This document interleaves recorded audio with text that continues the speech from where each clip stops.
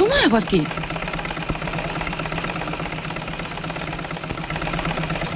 শুনছো তোমার শ্বশুর মশাই? হ্যাঁ,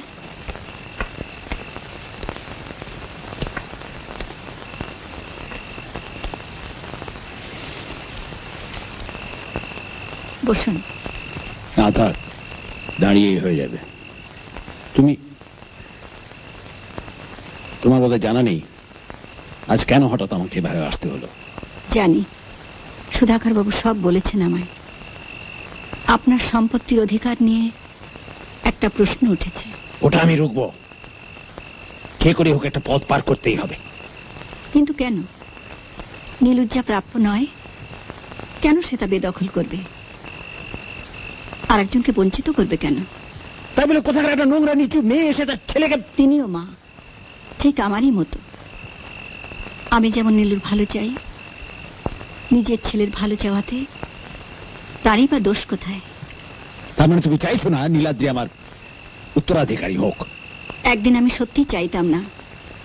যে অভাব, যে অনটনের মধ্যে দিয়ে আমার নীলু মানুষ হচ্ছিল, তাতে সোনা পুড়ে খাঁটি হয়। আমার বড় ভয় ছিল, বড় লোকে চালে পড়ে যদি ওর কোনো ক্ষতি হয়। আজ বুঝি ওর বাবার মতোই হয়েছে। তার মানে ঠাকুর দাদার মতো নয়, এই তো? তাকে জানার সৌভাগ্য তো আমার হয়নি, আমি ও প্রসঙ্গে যাব না। আমার শেষ বয়স, একা জীবনটা আমায় কুড়ে কুড়ে খেয়েছে। তোমার ছেলে এসে আমায় সব ফিরিয়ে দিয়েছে। ভেতরে ভেতরে আমি বেঁচে উঠেছি। যাক, শুনে রাখো, কেউ এসে আমার দাদু ভাইকে পথে বসিয়ে দেবে এ আমি কিছুতেই... ওর ভালোর জন্য যা যা দরকার তার কোনো খামতি হবে না। সেটার পরও সৌভাগ্য, আপনার ছেলে আপনাকে খুব ভালোবাসতেন, নীলু তাই। এতেই আমি খুশি। আমি কোনো বাধা হব না। বাড়তি বোঝার মতো এসেছিলাম, আবার আমার গণ্ডিতেই ফিরে যাব আমি। নীলু সুখে আছে জানলে কোনো দুঃখ কষ্টই ছুঁতে পারবে না আমায়। আর নীলাদ্রি যখন জানবে যে আমার বড় বাড়িতে কোনোদিনই তোমার ঠাঁই হবে না, তখন কি তুমি ভাবো আমাকে এইরকমই ভালোবাসবে? না বোধ হয়, তবে সে কথাও না জানলেই হলো। তবে একটা কথাও জানতেই হবে, যত তাড়াতাড়ি সম্ভব, যে ও আর আপনার উত্তরাধিকারী নয়। আর সেটা আমি ওকে জানিয়ে দেব।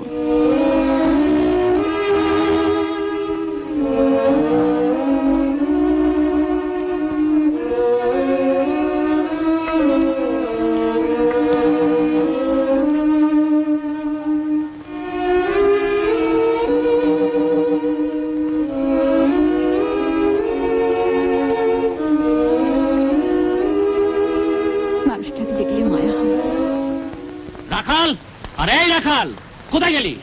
এই রাখাল, এই যে দেখ, তাকিয়ে তাকিয়ে দেখ, আমি আগেই জানতুম। কি হলো? কি হলো? হলো গণেশ উল্টে গেল। সে সব শালা ওই বড় লোক দেখতে আনতেন আমি।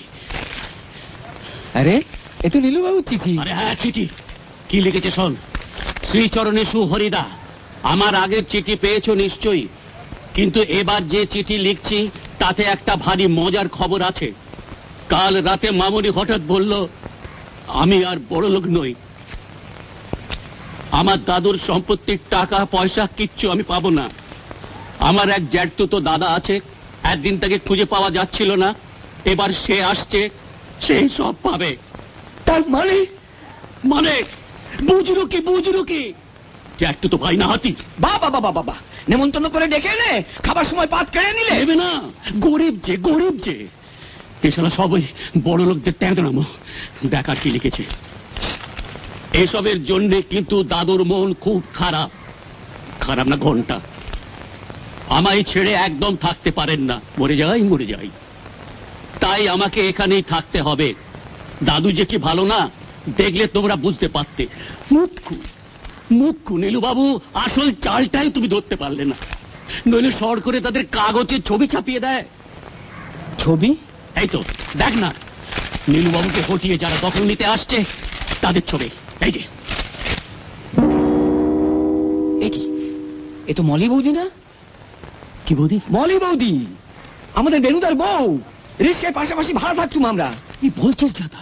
ওই দেখো আবার বলে যাতা। আরে ভালো নাম মলি না, থিয়েটারে নাচতো। আমাদের বেনুদা ছিল নাচের মাস্টার। বিশ্বাস নয় চলো বুঝিয়ে দিচ্ছি। বিয়ের পর ঝগড়াঝাটি, তারপর সাদাসিধে লোকটাকে ফেলে পালিয়েছিল ছেলে নিয়ে। তখন তখন পয়সার লোভে কাঁপতেন পাকড়াতো, সেই নিয়ে তো ঝামেলা। বলিস কি? আমার মন বলছে এই সেই ছেলে। প্রমাণ? প্রমাণ? প্রমাণ কিছুই নেই, কিন্তু আদলটা যেন আমার মন বলছে, বুঝলে মা কালী দেবী, আমার মন বলছে।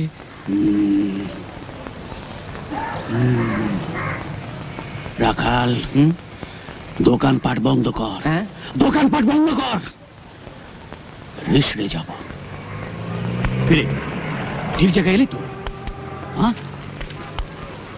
যা বাবা, এ তো সব পাল্টে গেছে গো। হ্যাঁ, পাড়াকে পাড়া লোপাট, ভেঙে চুরে ইয়া বড় বড় সব বাড়ি। এই যে শুনছেন, এখানে বেনু দত্ত বলে একজন থাকতেন, নাচের মাস্টার। বেনু দত্ত? হ্যাঁ। নাচের মাস্টার? কতদিন আগের কথা বলছেন বলুন তো? ইয়ে বছর দশেক ধরুন। ওরে বাবা, তাদের এখানে কোথায় পাবেন? সোসাইটিকে জমি বেচে তারা সব কে কোথায় চলে গেছে। চল চল।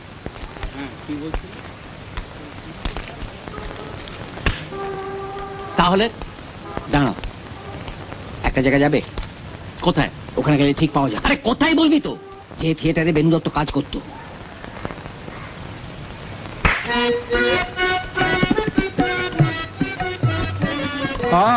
বেনু মাস্টার, সে তো অনেকদিন আগেই এখান থেকে চাকরি ছেড়ে দিয়ে চলে গেছে। সে কি? ওকে যে ভীষণ দরকার। ঋষি গিয়ে পেলু না, ভাবলুম ও রিসের পার তোমার কবে চুকে গেছে। তারপরে ওই ভবঘুরের মতন আজ এখানে কাল সেখানে।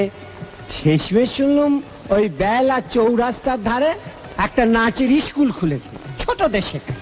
বেহালা চৌরাস্তা? হ্যাঁ, ঠিকানাটা বলতে পারেন? ঠিকানা? ঠিকানা কে কার রাখছে আমার রায়, যান খোঁজ করে দেখুন।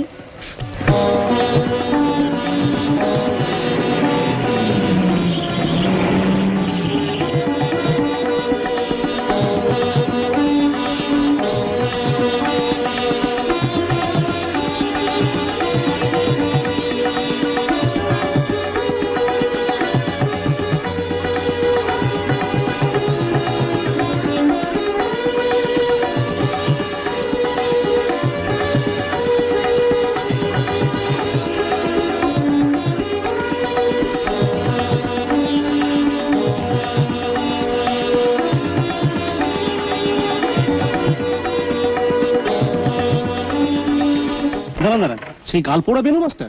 হ্যাঁ, এখানে একটা পোড়া দাগ। আচ্ছা, আপনি ওই মাঠটা পেরিয়ে সিধে চলে যান। দুবার ডান দিকে দেখবেন, একবার বাঁ দিকে। হ্যাঁ, এগুলি দেখবেন একটা টিউকল, ঠিক তার সামনেই দরজা। সাইনবোর্ডে লেখা রয়েছে পায়েল নাম। পায়েল? এই মরেছে। এ তো তালা। দাঁড়াও দাঁড়াও, আশেপাশে আছে কোথাও দেখছি। আরে রাখাল, আচ্ছা, বেনু দত্ত এখানে থাকেন তো? থাকেন মানে হ্যাঁ বলতে পারেন, আবার নাও বলতে পারেন। সে কি? ওই সাইনবোর্ডের অবস্থা দেখছেন তো? বছরে 12 আনায় তো তালা ঝোলা থাকে। ভদ্রলোক মর্জি মাফিক আসেন যান, আমিও মাস দু মাস অন্তর ভাড়ার টাকাটা পাই। না মানে তাহলে ফেরার শিবের আসার দি। এই রিস্কা চলি। হ্যাঁ